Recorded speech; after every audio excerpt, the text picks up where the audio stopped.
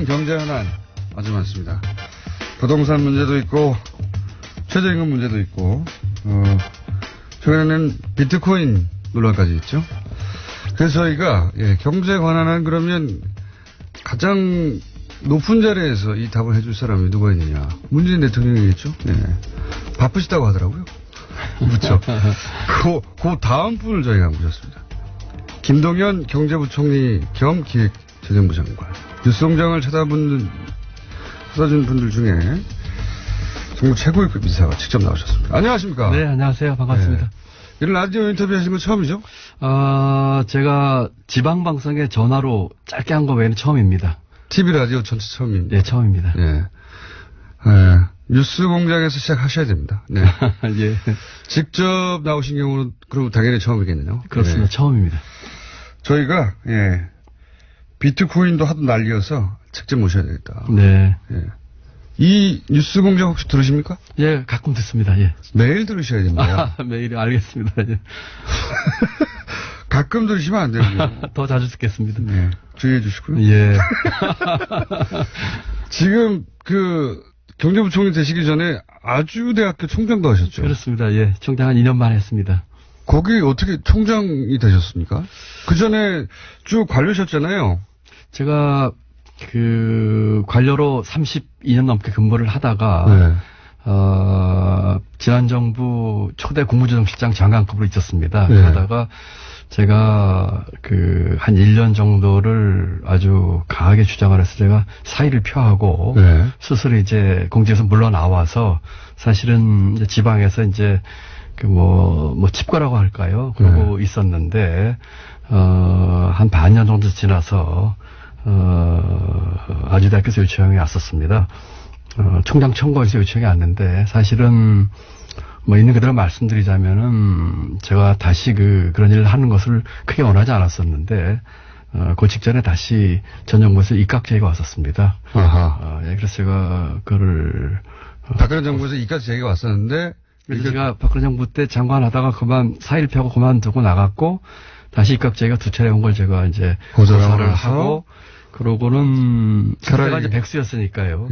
이렇게 있다가는 또 어떻게 될지 모르겠다 싶어서 뭔가 일을 해야지 그런 것에서부터 자유로울 수 있겠다는 생각에서 한데 마침 그 전에 고사했던 대학에서 다시 또 총장 청구에서 후보를 올리겠다고 해서 수락을 했는데 이사회에서 저를 총장을 결정을 했더라고요. 굉장히 어려운 질문을 하셔가지고 처음부터 당황스럽네요. 예, 그렇게 해서 총장을 하게 됐습니다.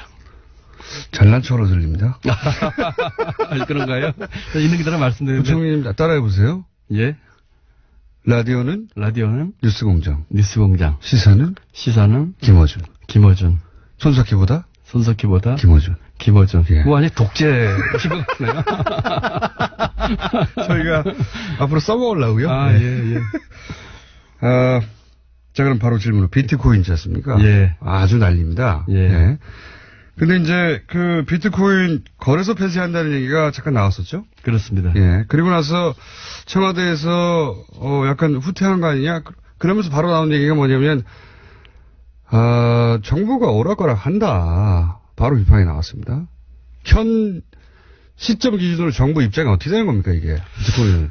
지금 가상화폐 또는 암호화폐에 대해서는, 지금 비이성적인 투기가 많이 되고 있는 것에 있어서 유념을 하고 있고, 어떤 형태로든지 진정시키는 또는 합리적인 수준의 규제가 필요하다는 데에서는 정부에서 입장이 같고요.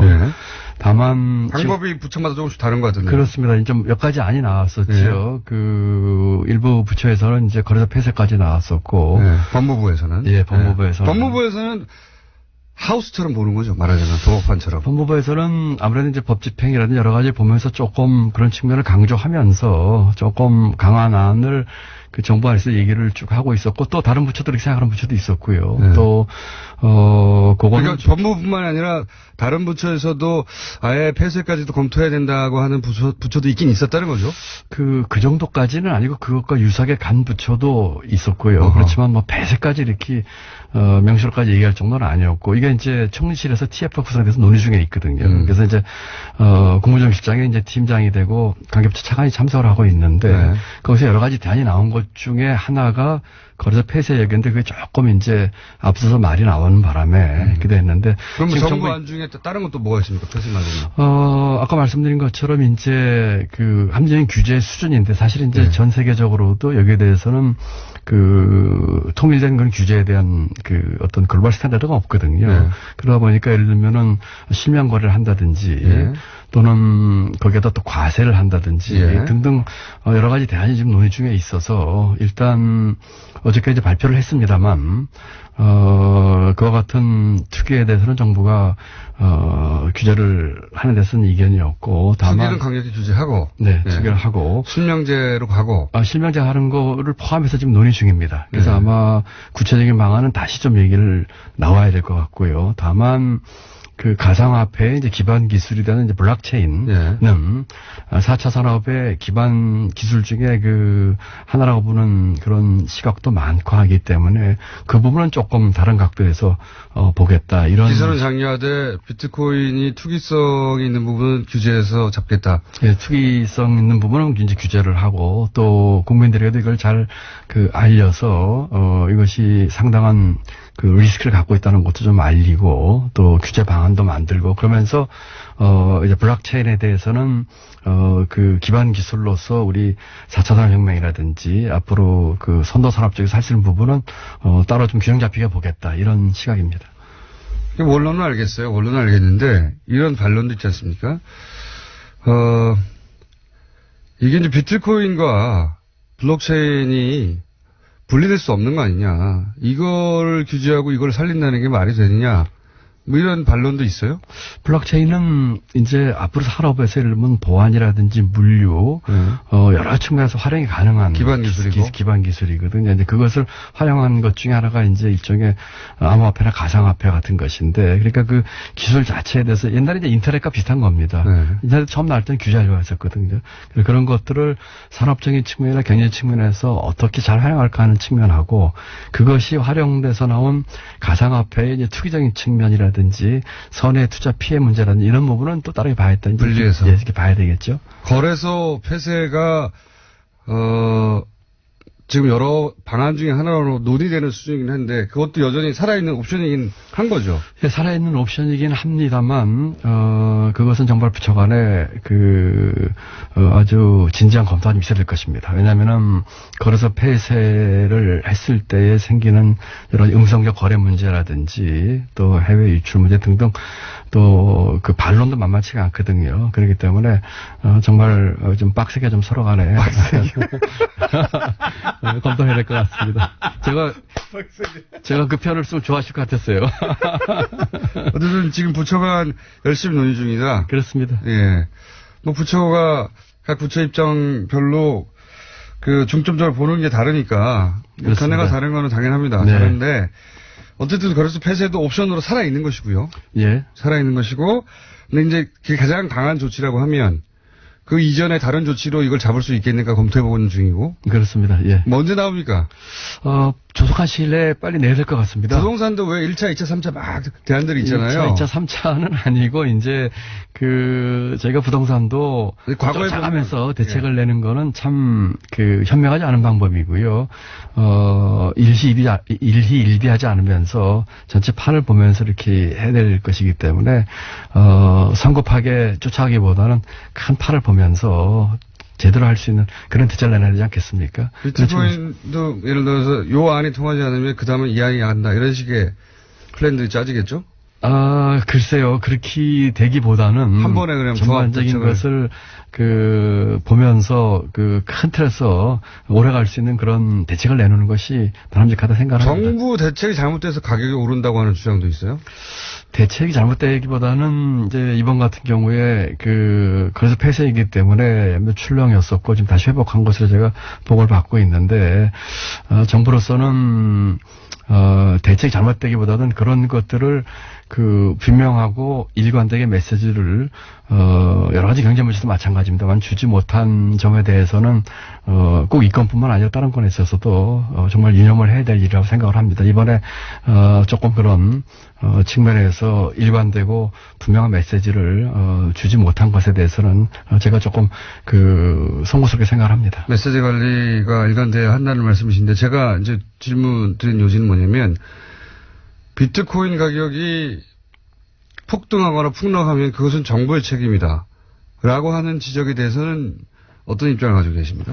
그게 동의하기 어려운 부분도 있고 또 사회 들어서는 일부 동의하시는 부분도 있을 텐데 지금 비트코인은 아시는 것처럼 비이성적인 투기 부분이 분명히 있습니다. 그런 부분에 대해서는 저희가 사전적으로 거기에 대해서 충분한 좋은 대책을 만들지 못했고 나타난 현상이라는 측면에서는 저희가 반성할 점도 있다고 생각을 하지만 기본적으로 그 같은 투기는 또 개인의 어떤 자기 책임하에서 하는 측면도 있거든요. 그렇기 때문에 같이 좀 균형 잡히게 봐야 될 것 같고 정부 입장에서는 조금 더 진지하면서도 좀 더 빨리 여기에 대해서 대책을 만들어서 많은 국민들이 좀 보고 이렇게 뭐라고 할까요? 거기에 따라서 이렇게 행동할 수 있는 그런 것을 조금 더 빨리 만들었었어야지 하는 생각을 해봅니다. 종합대책이 일찍 있었어야 하지만 투자는 결국 개인 책임이다. 이렇게 요약되는 겁니까? 그렇습니다. 예.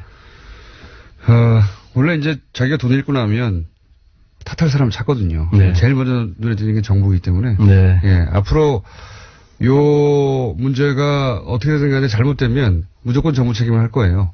예. 맞습니다. 그럴 소지가 충분히 있죠. 예. 그래서 정부 입장에서는 정부 탓을 못하게 하는 종합대책이 빨리 나와야 될 것 같습니다. 네. 예.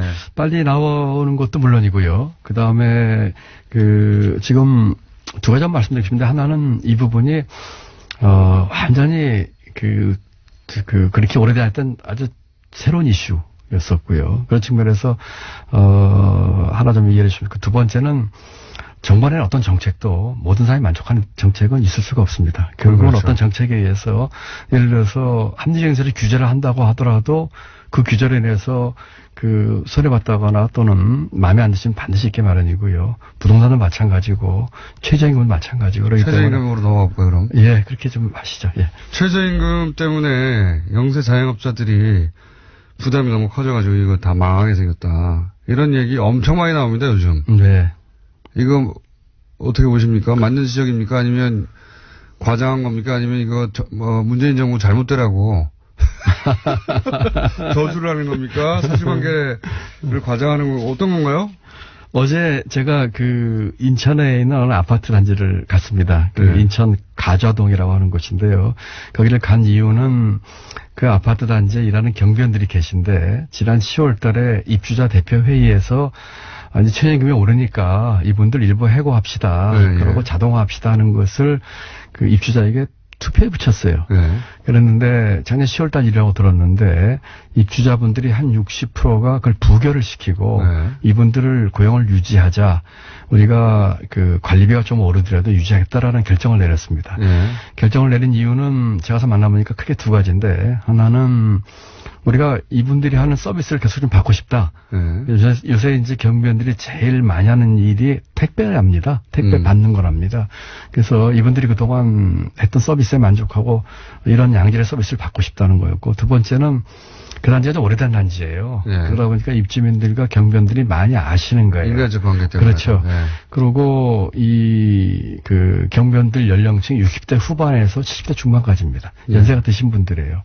제가 지금 말씀드린 데에 어떻게 보면 최저임금에 답이 있는데 첫 번째로는 이걸 왜 하냐면은 경비원 같은 분들이 이번에 최저임금이 올라가지고 월급으로 따지면 157만 원 받습니다. 네. 작년 기준으로는 이게 한 135만 원 정도거든요. 네.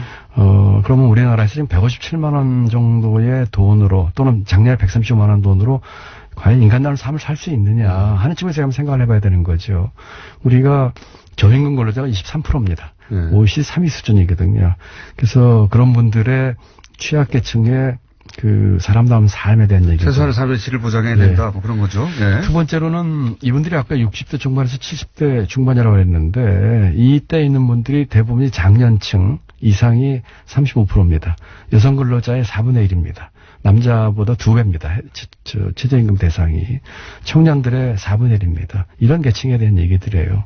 그래서 이런 것들 좀 해야 되겠고, 그 다음에는 우리 사회에 또는 경제의 가장 구조적인 문제가 양극화 문제입니다. 이 문제가 작년에 우리가 성장을 3%를 하고 금년에 3% 목표를 하고 있는데 3%, 4% 성장을 하면 뭐 하겠습니까? 이와 같은 구조적인 문제가 우리 사회와 굉장히 내재하고 있는 한 지속 가능한 성장을 할 수가 없는 것이죠. 그러면서 양극화 문제도 있고요. 지금 우리 공장님께서 질문하신 것처럼 영세 상공인이나 이제 중소기업에 대한 문제가 있습니다. 이 부분이 저희가 가장 신경 쓰는 부분이에요. 평균 그동안의 최저임금이 7.4%가 올랐습니다. 매년. 이번에 16.4%가 오르거든요. 너무 한꺼번에 많이 올랐다는 거죠? 많이 올랐다는 얘기죠. 많이 오른 부분이 숫자로 얘기하면 그렇습니다. 9% 정도입니다. 그래서 정부가 이제 일자리 안정자금이라고 하는 예산을 투입을 해서 그 9% 오른 분에 대해서는 보전을 해줍니다. 물론 30인 미만 사업주긴 합니다만은 이와 같은 문제 때문에 죄송합니다. 다소나마 있을 수 있는 어려운 사업주들을 도와주기 위해서 정부가 굉장히 어려운 결정을 했거든요. 3조에 해당하는 돈을 가지고 예년보다 더 오른 9%에 해당하는 돈을 지원을 하는 것으로 했기 때문에 어려운 사업주분들에 대해서 일자리 안정기금이요. 일자리 안정자금입니다. 그렇게 해서 최저임금에 해당하는 분 한 분 고용하는 기준으로 하면은 월 제가 13만 원을 지원해드리고 있거든요. 한 사람 당입니까? 한 사람 당입니다. 그럼 10사람을 하면요? 그럼 130만 원이죠. 그 다음에 플러스, 이분들이 이제 고용이 되려면 이제 사회보험에 가입을 해야 됩니다. 그래야지 이제 해당이 되는데, 그러면 고용보험이라든지 건강보험 가입을 해야 될 거 아니겠습니까? 그것도 이번에 대폭 저희가 지원해 줍니다. 예를 들어서, 신규로 가입하는, 고용보험과 건강보험 제가 90% 지원해 주거든요. 90%가 지원해 줍니다. 그런 식으로 하기 때문에, 국민연금. 국민연금과 고용보험이에요. 그런 식으로 하기 때문에, 어려운 처지에 있을 수 있는 사업주에 대해서 이와 같은 지원을 통해서, 하는 것이죠. 물론, 사업주 부담 금액이 전혀 없어지는 건 아닙니다. 근데 사회보험 같은 경우에 약 한 17,000원 정도 한 달에 부담을 하셔야 되는데, 그 정도 부담을 하시는 정도로 하면서, 해년마다 올랐던 최저임금 인상분에 대한 부담분 정도가 있는데, 물론 이것도 아예 부담을 안 드리면 좋겠지만, 아까 말씀드린 여러 가지 이유에서. 그럼 그런 정부 지원을 받으면 결국 예년의 인상률 정도 수준이다. 이런 말씀이신가요? 그렇습니다. 16.4% 오르는데, 저희가 9% 지원해 주니까 6.4%는 예년에 7.4%죠. 그거는 예년에 올랐던 수준입니다. 그러니까 지금 소위 영세 자영업자 부담이 급속도로 늘어나서 지금 망하게 생겼다는 건 과장됐다는 말씀입니까? 어떤 분들은 힘드신 분들도 계시겠죠. 그렇지만 전체적으로 그걸 그렇게 싸잡아서 얘기하는 거는 조금 과장됐다는 생각이 들고, 그뿐만 아니고 저희가 특히 종편에 이런 얘기 많이 나오는데요. 보수 매체하고. 예. 저희는 전체를 그렇게 하는 거는 좀 과장됐다 생각을 합니다. 왜냐하면은 지금 말씀드린 일자리 안정자금 말고도 저희가 같은 소상공인의 영세 중소기업인을 지원하는 대책이 세어보니까 76가지입니다. 그 중에 예를 들면 임대료 문제도 있고요. 카드 수수료 인하 문제도 있고, 그런 것들 같이 지원을 해드리고 있거든요. 그래서 이와 같은 지원을, 그런 처지에 있는 사업주들께서 전부 다 신청해서 받으셔가지고, 그러면서 우리 최저임금 인상의 취지도 좀 충분히 이해를 하시면서 고용을 유지하고, 또 더 사업 잘하셔서 가능하면 더 많은 분들 고용하시고, 이렇게 해주셨으면 좋겠습니다. 그럼 이런 것도 있지 않습니까? 이렇게 최저임금이 올라서 월급 오를 줄 알았더니 근로시간을 줄인다든가, 여러 가지 방법으로 이제 업체 입장에서 이제 지출을 줄이기 위해서 그런 편법을 쓰거나 꼼수를 쓰는 경우도 있잖아요. 그런 편법에 대해서는 그 고용부 또 노동청에 있는 지방 노동청 또 이런 관서를 통해서 지금 단속을 지금 하고 있고요. 그렇게 하시면 안 되죠. 그런 분들에 대해서는 안 되죠. 안 되죠. 그런 분들에 대해서는 저희 고용부 중부생 안 되는지 알면서 그러는 거죠. 네, 그런 단속을 저희가 하고 또 이렇게 행정 지도라든지 또 잘 안내도 하고 할 생각이 있습니다. 만약 하여튼 이 자리를 빌어서 그런 사업주분들께서는 한 번도 빠짐없이 일자리 안정금 신청하시고 또 아까 말씀드린 가자동 아파트를 갔더니요. 그 입주자 대표도 만나고 제가 경비원들을 만났는데 전부 다 좋아하세요. 그리고 입주자들 좋아하고 입주자 대표분들은요. 작년 10월 달이면은 자기들이 그 관리비 인상분을 부담을 하겠다고 결정을 했습니다. 21평부터 41평까지 3개 평수가 있었는데 자기들이 부담해야 되는 관리비가 4,000원에서 월 8,000원이 올라가는 거였었어요. 네. 고용을 유지했을 때. 최저임금 인상분을 내야 되니까. 그런데 정부가 지원을 해주는 게 나중에 결정냈는데. 이 경우도 지원합니까? 그렇습니다. 아파트 경비원 같은 경우는 인원수 상관없이 다 합니다.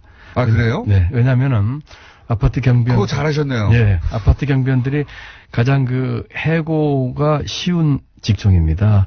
그래서 30인이 넘어도 다 해드립니다. 그런데 이분들 가자동 아파트 주민 같은 경우는 참 감사한 것이 이 결정하기 전에 이미 결정 이렇게 하셨어요. 그러고 나서 정부가 지원을 해준다고 하니까 관리비가 4,000원에서 8,000원 오르는 것에 반 이상을 정부 지원을 받는 거예요. 오히려 줄어들었네요, 그러면? 그러니까 이제 자기들이 원래 더 내려고 한 돈의 한 45% 정도, 40% 정도만 내면 되는 거죠. 예를 들어서 21평 아파트에 사시는 분들은 그 아파트의 경우에는 관리비가 한 2,000원 정도 오릅니다. 41평 사시는 분들은 4,000원 정도 오릅니다. 그런데 만나보니까 경비원들 너무 고마우면서 더 열심히 일하겠습니다 하시고요. 연세가 70 넘으신 분인데 건강해 보이세요, 일을 하니까. 근데 입주자 대표분들도 우리가 이런 결정인데 정부가 둬서 고맙고 이분들 계속 유지해서 고맙고 그러니까 다 해피하신 거예요.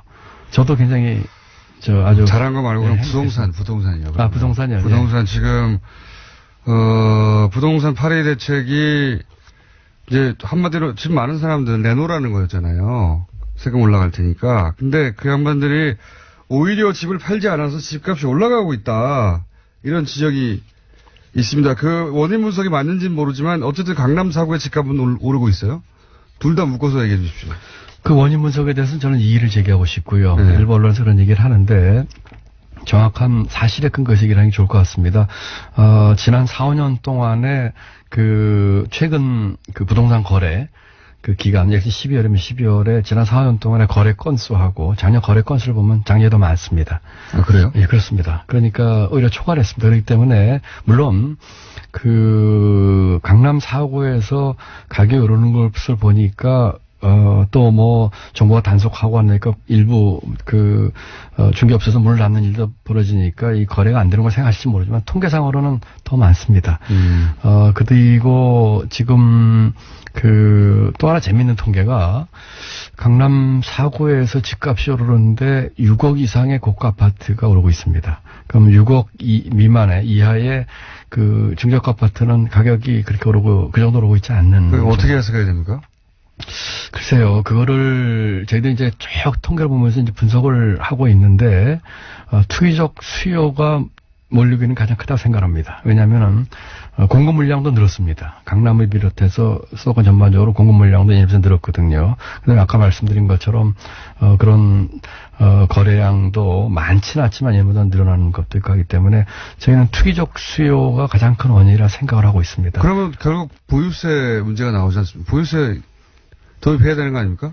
보유세 문제가 간단치가 않습니다. 저희도 여러 가지 검토를 하고 있는데. 보유세는 찬성률이 훨씬 높던데요? 찬성률이 훨씬 높죠. 네. 찬성률이 그럼 높을 수밖에 없죠. 네. 그렇지만은. 비싼 아파트 있는 분들이 적으니까요. 예. 나머지 분들은 찬성하는 거죠. 네. 아니, 그리고 보유세를 올리고자 하는 그런 측면에서 충분히 타당성이 있습니다. 예를 들어서. 근데 왜 고민하는 거죠? 왜 고민하면 이런 거죠. 뭐 간단히 말씀드리면은 예를 들어서 우리 보유세와 거래세를 봤을 적에 보유세가 거래세에 상대적으로 다른 면에서 우리가 낮은 편입니다. 예. 그 다음에 다주택을 가지고 있다든지 하는 분들은 과세 형평의 문제에 있어서 보유세를 좀 올려있다는 측면에서 타당성이 있습니다. 그렇지 않습니까? 네, 예. 다만 부동산 가격 안정용으로 이 보유세를 쓰는 문제는 생각할 점이 많습니다. 왜 그렇습니까? 왜냐하면은 정부가 지금 강남 4구라든지 그 아파트 부동산 가격 안정에 있어서 원칙은 그 해당 지역의 맞춤형을 저희는 원하고 있거든요. 네. 보유세를 올리면 정부세가 다 올려야 됩니다. 그렇죠. 그렇다면은 보유세가 크게 두 가지가 있는데 네. 재산세가 있고 종부세가 있습니다. 네. 재산세 같은 경우는 그 전부 다 올리게 되면은 전국이 다 영향을 받습니다. 종부세로 하는데 종부세로 하게 되더라도 그 일정한 기준 이상의 집들은 전부 해당이 되는 것이죠. 그렇죠. 그 지금 안 그래도 오늘도 어느 언론에서는 제가 나오면서 보니까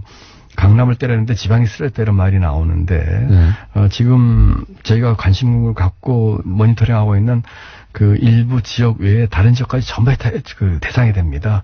그래서 이건 문제는 그 마음 같아서는 그래도 대부분은 그 대상은 결국은 뭐 강남 지역이나 그 정도 가격이면 강남 지역에 있는 아파트들이 그 대상이 되는 율이 훨씬 높죠. 예. 그렇지만 다른 지역의 아파트나 부동산도 대상이 되는 문제가 있습니다. 그리고 그 지역도 대상이 되면 안 됩니까? 그 지역 같은 경우는 예를 들면 지금 강남 4구나를 비롯한 일부 지금 부동산 과열이 아닌 지구들이 많이 있습니다. 네. 그런 지역까지 이제 해당되는 문제가 있기 때문에 부동산 과열 지역에 집중해서 하고 싶은데 다른 지역에도 영향을 준다. 그러니까 근데 부동산 보유세는 그 특정 일정한 가격 이상을 소유한 사람들한테 일괄적으로 다 적용돼도 되는 거 아닙니까? 지금 그렇게 돼 있죠. 네. 그렇게 돼 있으니까 그리고 예를 들어 가지고 정책 목표를 부동산 가격을 잡기 위한 정책 수단으로 이것이 얼만큼 작동을 할 것을 제가 면밀히 봐야 되거든요. 네. 그러니까 지금 말씀하신 것처럼 그 거래세의 관계라든지 다주택 소유자에 대한 과세형평 문제로 봐서는 긍정적으로 봐야 될 측면이 있고요. 조세 정책 측면에서 봐서는 부동산 가격이나 특정 지역을 타겟으로 하는 것으로는 이것이 어떤 효과가 있을까 면밀히 분석을 좀 해봐야 됩니다. 이게 혹시 뭐 보수 매체의 저항이라든가 그런 거랑 상관없습니다. 그런 거 상관없습니까? 예, 상관없습니다. 예. 진짜로 상관없어요? 예, 상관없습니다. 부통님이 아파트 비싼 거 아닙니까 혹시? 저는 예전에 이런 보도 중에 이런 정책을 쓰려고 하는 관료들의 아파트가 실제로 비싸가지고 안 하는 거 아니냐 이런 지적도 많이 있었는데. 제 경우를 말씀드리자면 저도 그 지역에 작은 아파트를 하나 가지고 있습니다. 유일하게 갖고 있는데 저는 집을 한 채 가지고 있는데 그 집이 전용 면적 18평짜리입니다. 네. 작은 면적입니다. 해당 사항이 없다? 아닙니다. 뭐 저도 그 어느 댓글에 보니까 그 지역에 있어서 뭐 그 집값 올라 좋겠다 이런 얘기를 하시는데 그런 문제나 좋죠, 뭐 좋기는. 사실은 뭐 별로 뭐 그런 점도 모르겠어요. 집이 하나인 사람들은 네, 집이 하나인데요. 집이 하나 제가 집이 상관이 하나 없어요, 사실. 집이 하나인데요. 네. 그리고 그 보수 언론 내지는 이런 것에 대해서 뭐 어떤 분들은 그런 얘기를 많이 하십니다. 어떤 그 언론에 계신 많은 분들은 그 지역과 관련이 많기 때문에 뭐 그런 얘기를 하신다는 얘기도 들리고 하지만은 네. 저희가 정책을 하면서는 그런데 그런데 구애받지 않고요. 네. 그 정말 그 사심 없이 한 가지 더 좀. 그 말 나와서 현 정부가 혹시 이렇게 보수 매체의 공격이나 보수 매체의 어떤 태클이나 이런데 신경을 많이 쓰는 편입니까? 부처회의 할 때 보면 뭐 이런 기사 나왔는데 이러면서 이렇게 과거에 영향 많이 받았잖아요. 그런 제가 뭐 보수 매체다 그렇지 않은 매체를 나누는 건 뭐 제가 바람직하지 않은 것 같고요. 보수 매체가 주로 공격을 하니까요. 제 입장에서는 언론에서 하는 얘기에 저희가 신경을 안 쓸 수는 없지요. 왜냐하면 네. 그런 것들이 국민에게 바로 이제 영향을 주시고 하니까요. 그렇지만은 저희가 정책을 하면서 그런 것에 저희가 참고는 하지만 그것에 영향을 받게 되면은 노무현 정부 때도 계셨으니까 지금 드리는 말씀인데 노무현 정부 때에 비해서 지금 보수 매체의 공격에 그때만큼 신경을 쓴다 안 쓴다? 글쎄요, 이걸 정부 전체로 제가 말씀드리기는 그 위치에 있지 않고요. 제 입장에서는 그런 점에 저희가 고려는 하지만 그것을 해서 정책에 영향받지는 않는다. 이렇게 말씀드리고 싶습니다. 고려는 하지만 영향을 받지는 않는다. 뭐 옛날보다 덜 쓴다. 덜 쓴다. 글쎄요, 저는 그렇게 생각합니다. 예. 시간이 거의 다 됐는데, 네. 아니, 예정된 시간 지나갔군요. 예. 지나갔습니까? 예, 뭐, 국무회의 하셔야 된다고. 예, 국무회의가 오늘 대선전인데 조금 국무회의를 맨날 하는 거 아닙니까? 맨날은 아니고, 매주 하는데, 조금 더 하시죠. 매주 하는 거고 처음 나오셨는데. 사실은 저는 그렇습니다. 아까 우리, 사진인데, 우리 팀장님하고 일하는 게 있었는데, 장관들께 출연 요청을 하시던데, 저희는 요청을 받지를 못했고, 오히려 제가,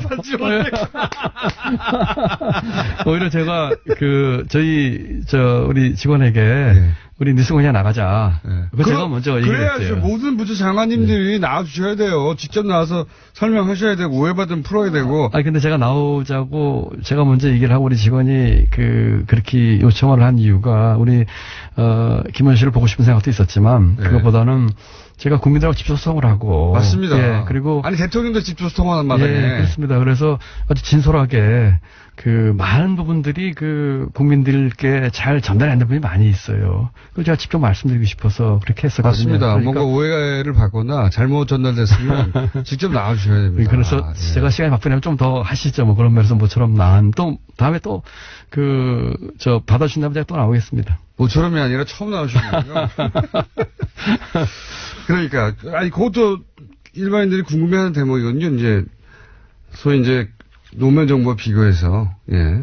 지금 청와대에는 노무현 정부에 근무하셨던 분들이 많으니까, 비교해서, 보수 매체가 공유하는 정도는 과거나 지금이랑 마찬가지로, 예, 많은데, 신경 쓰는 정도가 덜하다, 이전에는.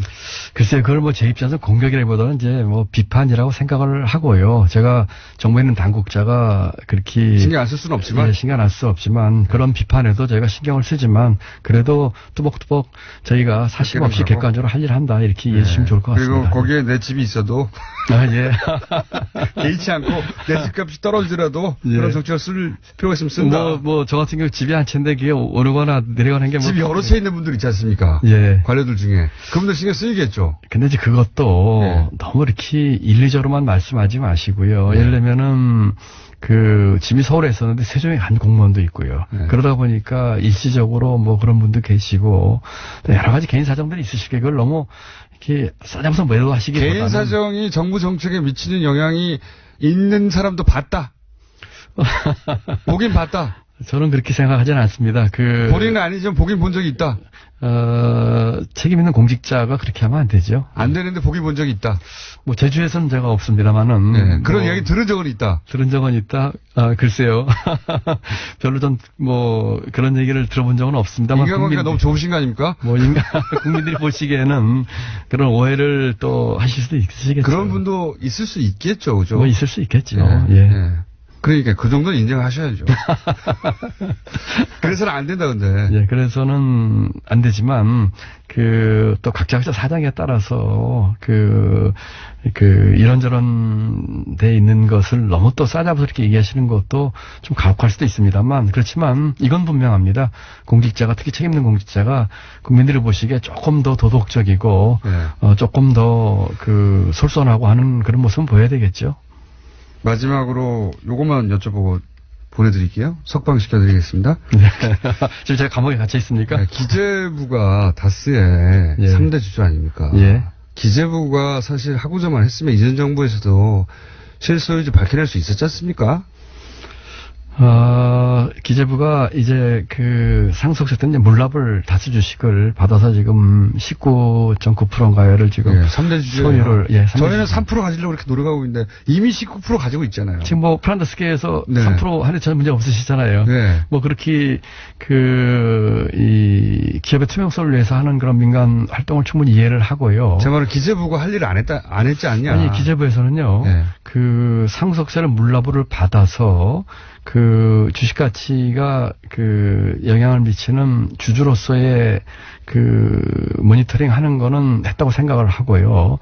다만 이것이 이제 실질 소유자가 누구냐 하는 문제는 지금 검찰에서 지금 수사 중에 있기 때문에. 그럼 이건 어떻습니까? 물납으로 받을 수는 있는데 비상장 주식을 다른 주식, 그러니까 상장 주식도 분명히 소유하고 있었고, 예, 이 상속세를 낼 주체가. 게다가, 뭐, 회원권이라든가, 훨씬 환금할 수 있는 요건이 강한, 뭐 그런 다른 부동산이라든가 할 수 있는데 그거 안 하고 비상장 물납으로 받았다. 그거는 좀 오해건 오해십니다. 지금 저희가 국세를 받는데 이제 현금이 있으면 받겠죠. 상속세를. 예. 그 다음에가 국공채입니다. 예. 두 번째가. 세 번째가 상장된 주식입니다. 상장된 주식을 소유하고 있었다고 하더라고요. 상장된 주식을 규제가 있는 상장 주식 근데 제가 알기로는 그것까지는 모르겠으나 아마 그러진 않았을 겁니다. 그랬다고 하던데요. 그러지 않았을 겁니다. 왜냐면은. 기재부라고 변호해 주시는 거 아닙니다. 네. 제가 그 변화를 생각하고 만약에 제가 잘못하면 밝혀내야죠. 세 번째가 그 다음에 이제 부동산입니다. 네. 그 다음에 비상장 주식인데 다만 제도적으로 잘못돼 있는 게 하나 있었어요. 그걸 이번에 고쳤는데 부동산에 이제 저당권이 설정됐을 경우에 부동산을 물납을 안 받은 겁니다. 저당권 100만 원 설정되어 있는데. 소액이라고 제가 들었는데. 네. 근데 그때 규정상에 돼 있었어요. 그러다 네. 보니까 이제 비상장을 받았는데 이번에 그래서 그 제도를 고쳐서 부동산이라고 하더라도 저당권 여력이 있는 경우에 저희가 먼저 받도록 비상장 주식도 이렇게 고쳤습니다. 그거는 제가 이번에 시정을 했고요. 기재부가 이전 정부 시절에 다스 물납 요건을 굉장히 물렁하게 적용해가지고 비상장 주식으로 처리하게 용인해준 측면이 있다. 이거 꼼수다. 저는 거기 동의하지 않는데요. 네, 잘 몰라서 그러시는 거 아닙니다. 아니에요? 그렇지 않습니다. 제가 기재부의 지금 책임자인데. 안홍구 청장님하고 한번 붙어보셔야 될 것 같은데. 우리 안홍구 청장은 저하고 공무원 시험도 동기고요. 네. 아주 훌륭하신 분이고. 그분은 백수예요. 총리가 됐지만, 총님은. 안 청장은 이제 국세청에서 대구 청장까지 하셨죠. 아주 훌륭하신 분이고. 네, 그분은 이게 받았다고 하던데요, 이거. 아닙니다. 그거는. 네. 물론 제가 이제 그 일에 직접 관여하고 있지는 않습니다만 이런 거죠. 규정에 따라서 했는데 규정의 잘못은 있었죠. 말씀드린 것처럼 부동산 저당권 문제가 있었기 때문에 물납을 비상장 주식을 규정이 잘못됐다. 그렇죠. 그래서 규정 고친 거죠. 네. 그리고 기획재정부 장관이시다 보니까 자꾸 아닙니다. 그거는 제가 보는데 기획재정부 다스는 누구 겁니까 그래서? 그거는 이제 검찰에서 밝혀지겠죠. 어떻게 생각하십니까 개인적으로는? 개인적으로 제가 거기 별 생각이 없고요. 제가 생각 있으시겠죠. 아닙니다. 제가 넘어가기 전에 기재부 얘기를 드리자면은 제가 기재부에서 오랫동안 공직생활을 했는데요. 제가 20대 중반부터 했으니까요. 기재부 공무원들이 혹시 실력이 부족하거나 그럴 때는 있을지 모르겠지만 적어도 이런 문제에 있어서 불편하거나 부당하거나 편법적으로 처리하고 그러진 않습니다. 그런 적은 있습니다. 장관님은 안 그러신 것 같고 네. 장관님 주변에도 안 그러신 것 같은데 네. 그럴 사람도 있을 수도 있습니다. 네, 그거는 인정합니다. 그러니까요. 그런 사람들 그렇게 했을 수도 있어요. 네. 그건 인정합니다. 어쨌든 다스가 근데 누구인지 모르신다고요? 예, 저는 지금 누구 걸 것 같습니까, 그럼? 그거는 제가 이 자리에 사람이 와서 그런 얘기하는 거는 적절치 않고 앞으로 이제 검찰 지금 수사 중이고 국세청 세무조사까지 있으니까. 네. 그래도 진작은 있으시죠, 진작은. 글쎄요, 저는 사실은 솔직히 말씀드려서 다스라는 것에 대한 내용을 안 게 불과 몇 년 안 됩니다. 그 전에 이런 게 있는지도 몰랐어요. 다스 누구 겁니까? 묻기 시작한 게 얼마 안 됐어요. 예. 네, 그렇습니까? 어쨌든 다스란 자체에 대해서도 잘 모르신다. 예, 지금 어쨌든 검찰의 수사 중이니까. 짐작이 있잖아요, 짐작이. 개인 짐작. 집요하시겠다고 하는데, 검찰 수사 이제 국세청 세무조사를 보시죠. 곤란하시네요. 네. 예. 근데 우리 공장님이 물어보시면 물어보시고, 제가 하고 싶은 얘기는 하나도 못하게 하시는 것 같으네요. 많이 하셨어요. 그렇습니까? 진짜로. 근데, 보니까 방송에 맞는 체질이신데요. 그렇습니까? 네. 예. 자주 나오셔야 될 것 같아요. 예, 제가 자주 나오겠습니다. 그리고 말씀드린 것처럼 국민하고 직접 소통하고 싶습니다. 그리고 저희가 하고 싶은 일 알려드리고 싶고요. 예를 들어서 월간 김동연 어떻습니까? 월간 김동연. 예, 고려해 보겠습니다. 한 달에 한 번 정도는. 한 달에 한 번 나와가지고. 하시죠. 약속하셨어요? 네, 하시죠. 한 번 정도 하시죠. 말 바꾸기 없게요. 네, 대신에 좀 너무 물어보시기만 물어보지 마시고, 저도 좀 하고 싶은 얘기를 저도 장사를 해야 되고, 손님도 장사해야 되니까. 알겠습니다. 서로 장사하는 것으로. 그렇게 하겠습니다, 예. 자, 예정된 시간은 훌쩍 넘어가지고, 국무회의가 뭐가 중요하냐. 직접 국민과 만나야 한다. 그래서 20분 이상 국무회의에 지각하게 생겼는데, 저희는 알 바가 아니죠. 자. 혹시 인사하실 말씀 있습니까? 인사요? 예. 우리 애청자분들께. 예. 혹은 뭐 국민여러분께. 예, 새해 복 많이 받으시고요. 이렇게, 뉴스 공장을 통해서 우리 국민여러분들과 이렇게 직접 소통에 대해서 정말 반갑고, 감사한 생각입니다. 금년에 저희는 국민소득 3만 불 시대를 맞이할 것입니다. 또 그렇게 하도록 최선을 다하겠습니다. 그렇지만, 그와 같은 3만 불 시대에 걸맞는 우리 국민 삶의 질은 과연 되느냐에 대해서 저희가 많은 생각을 해야 될 것 같습니다. 그런 측면에서 실질적으로 국민의 삶이 이렇게 좋아지고 또 체감할 수 있게끔 우리 성장의 과실이 골고루 돌아갈 수 있게끔 최선을 다하겠습니다. 또 일자리 부총리님 저희 방송 끝날 시간 다 됐어요, 이제. 그럴까요? 역광이시네요. 네. 어쨌든 반갑습니다. 또 자주 뵙게 되길 희망합니다. 감사합니다. 네, 지금까지 월간 부총리 저희 코너명 정했거든요. 이미 월간 부총리 첫 시간이었습니다. 김동연 경제부총리였습니다. 감사합니다. 네, 감사합니다. 수고하십시오.